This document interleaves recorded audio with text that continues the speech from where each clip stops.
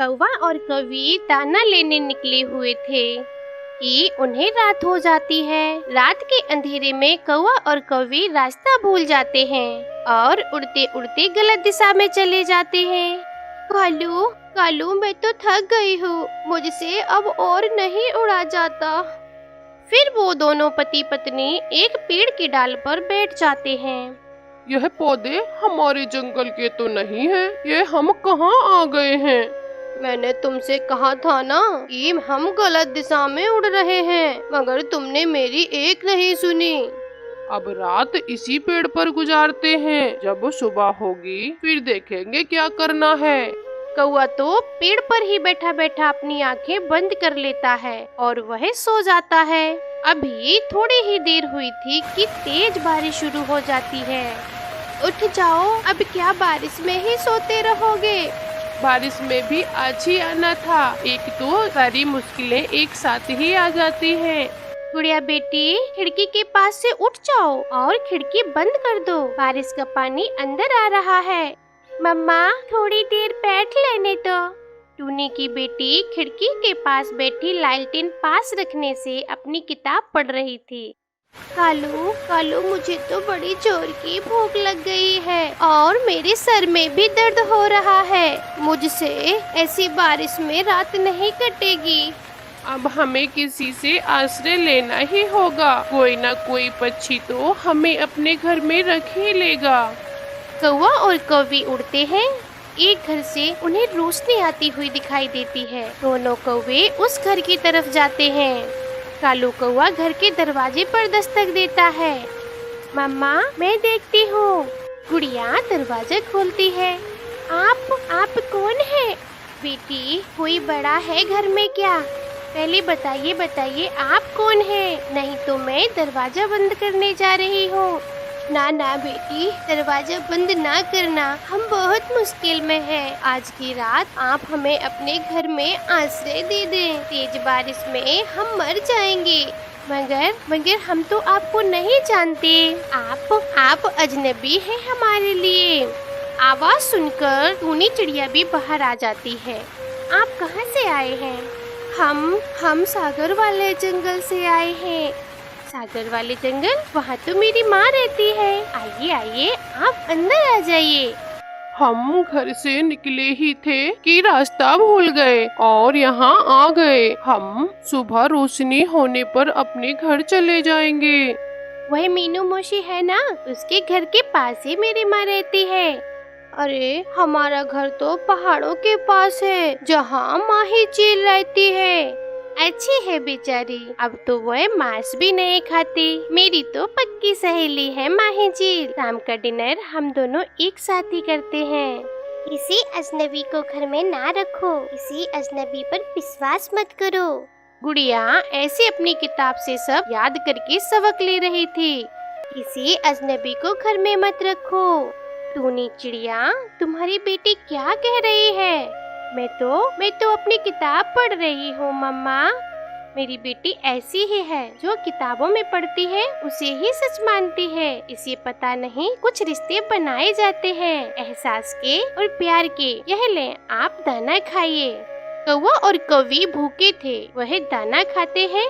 टूनी चिड़िया उन्हें यह नरम नरम घोंसले देती है और वो दोनों कौवे सो जाते हैं। गुड़िया और इसकी मम्मा भी सो जाती है। बादल की गरज चमक से पूरा जंगल हिल जाता है। हाय, मैं तो मर गई, ये क्या हो गया?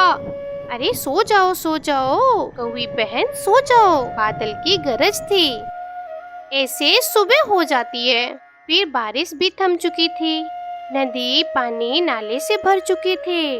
फूल और पेड़ पौधे बारिश से पानी में नहाकर साफ सुथरे हो चुके थे। प्यारे दोस्तों, आपको हमारी ये टूनी चिड़िया की स्टोरी कैसी लगी? अगर अच्छी लगी हो तो कमेंट में जरूर लिखें अपने विचार। धन्यवाद। कौवा और कौवी ने भी नाश्ता कर लिया था। अब हम जाते हैं। अभी थोड़ी देर रुक जाएं, थोड़ा और आराम कर लें। अच्छा, रुक जाते हैं, मैं तो पहले ही थकी हुई हूँ। कालू जी, चिड़िया का दिल मत तोड़ो, हम शाम को चले जाएंगे। इधर गुड़िया बेटी कहती है कौवा और कौवे से, अच्छा ठीक है, जब शाम आ जाएगी, शाम के बाद रात आ जाएगी और रात में अंधेरा हो जाएगा, आप फिर से रास्ता भूल जाएंगे। मम्मा, आप इन्हें क्यों रोक रहे हो? मैंने तो बेटी ऐसे ही बात की थी। इधर कौवा और कौवी तो पक्के हो जाते हैं और फिर सो जाते हैं। टूनी चिड़िया तो अपना दाना लेने जाती है। गुड़िया बेटी चलो हम दाना ले आए, ये कौवे तो सो रहे हैं, इन्हें भी दोपहर का दाना देना होगा। टूनी चिड़िया अपनी बेटी के साथ दाना लेने चली जाती है। थोड़ी ही देर बाद गोरी कौवी उठ जाती है। कालू कालू उठो, देखो चिड़िया घर में नहीं है, चलो चलो थोड़ा जंगल घूम कर आते हैं। कौवा और कौवी जंगल घूमने चले जाते हैं। अमरूद के पेड़ की ठंडे छांव में पत्तों के नीचे तोते का घोंसला था। तोते के घोंसले में 2 लाल रंग के छोटे छोटे अंडे थे, जिन्हें देखकर कौवा और कौवी तो वहाँ बैठ जाते हैं। कालू, ये जंगल ना हमारा है और ना ये अंडे, आज तो मेरा अंडे पीने का बहुत दिल कर रहा है। यहाँ कौन सा हम पकड़े जाएंगे, जल्दी जल्दी से एक अंडा पीते हैं, टूनी के घर जाकर फिर से सो जाते हैं। कौवा और कौवी तोते के दोनों अंडे तोड़कर पी लेते हैं और वापस टूनी के घर जाके सो जाते हैं। दोपहर के बाद टूनी घर पे वापस आती है। आप यह दाना खाइए और फिर से अपना सफर शुरू करें। अगर अंधेरा हो गया तो आप फिर से मुश्किल में पड़ जाएंगे। टूनी बहन, मैंने सोचा है कि हम आज की रात भी यहीं रुक जाते हैं। मेरे पंख में बड़ा दर्द हो रहा है, कल तक वह ठीक भी हो जाएगा। इधर गुड़िया घूर घूर के कौवे की तरफ देख रही थी, मगर गोरी कौवी अपना मुंह दूसरी तरफ कर लेती है। आकर खाते हैं, हम पहले नदी से पानी पी आए, फिर आकर हम दाना खाएंगे। कौवा और कौवी घर से निकलते हैं। ये कौवे तो यहाँ के नहीं हैं, ये इस जंगल में क्या कर रहे हैं? हो सकता है मेरे अंडे इन्होंने ही पिए हों। तोता उनका पीछा करने लगता है। कौवे उड़ते उड़ते सीधे बुलबुल के घोंसले में जाते हैं। कालू, यह वाला अंडा बहुत छोटा है, यह मैं पी लेती हूँ और तुम कोई दूसरा देखकर पी लेना। गोरी कौवी वो अंडा तोड़ती है और उसे पी लेती है। चोर चोर, अंडा चोर, अंडा चोर, मैंने पकड़ लिया अंडा चोर। तोता शोर मचाता है, तभी बुलबुल भी वहाँ आ जाती है। मिट्ठू मिट्ठू, जल्दी सबको बुलाओ। हर तरफ शोर मच जाता है और चारों तरफ के पक्षी आने लगते हैं। कालू, यह क्या हुआ? हम तो पकड़े गए, अब तो भाग भी नहीं सकते। मम्मा, यह शोर कैसा है? कोई चोर चोर बोल रहा है। टूनी चिड़िया भी अपनी बेटी के साथ शोर की तरफ जाती है। मारो इन्हें मारो। कबूतर तो आते ही कौवे को मारने लगता है। तुम दोनों ऐसे भी कर सकते हो? एहसान फरामोश, कौवे हमारे जंगल में आकर मेरे ही घर में दाना खाकर और हमारे ही अंडे पी रहे हो। मुझे तो यह काली कौवी शकल से ही बुरी लगती थी। गुड़िया, टूनी, मुझे बचा लो, मैं फिर कभी यहाँ नहीं आऊंगी। फिर सारे पक्षी मार मार कर कौवों के पंख तोड़कर उन्हें नदी में बहते हुए पानी में फेंक देते हैं। मम्मा, मेरी किताब में सच ही लिखा था कि किसी अजनबी पर विश्वास मत करो। दूर किसी जंगल में एक टूनी चिड़िया रहती थी। वो एक बहुत मेहनती चिड़िया थी और उसने एक अपना सुंदर सा घर भी बनाया था। वो सारा दिन काम करती और शाम को अपने घर में आके आराम करती और उसे अपने घर में बहुत शांति मिलता। लेकिन एक दिन वो सोने ही वाली होती है कि तभी उसके दरवाजे पर कोई दस्तक देता है। इस समय कौन आ गया? चलो चलकर देखते हैं, कहीं किसी को मेरी मदद की जरूरत तो नहीं है। फिर टूनी चिड़िया दरवाजा खोलकर दरवाजे के बाहर चली जाती है। फिर टूनी चिड़िया सामने देखती है कि काला कौवा और गोरी कौवी खड़ी है। आप दोनों इस समय सब ठीक तो है ना? कोई चिंता वाली बात तो नहीं? दरअसल बात ये है कि वो हमारा घर टूट गया है। मैं और गोरी तो इसके मायके गए थे, पर जब मायके से आके देखा तो हमारा घर टूटा हुआ था। अभी तो रात हो रही है, हम अपना घर अभी तो नहीं बना सकते हैं। सुबह होते ही हम अपना घर बनाना शुरू कर देंगे।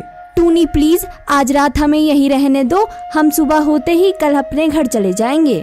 अच्छा ये बात है, तो आ जाओ, लेकिन सुबह होते ही अपने घर का काम शुरू कर लेना। हाँ हाँ टूनी, तुम चिंता मत करो, हम सुबह होते ही अपना घर का काम शुरू कर देंगे। तुम एक काम करो, हमें बहुत भूख लगी है तो कुछ खाने को ही दे दो प्लीज। टूनी चिड़िया उन्हें खाने को भोजन दे देती है और फिर सब खा पी कर सो जाते हैं।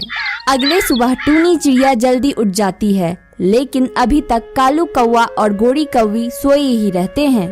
कालू कौवा, गोरी कौवी, अब सुबह हो गई है, आप दोनों उठिए और अपना घर का काम शुरू कीजिए। टूनी चिड़िया, मैं बस उठने ही वाला था। वो कल मैं दूसरे जंगल से सफर करके आया था, इसलिए मैं थका हुआ था।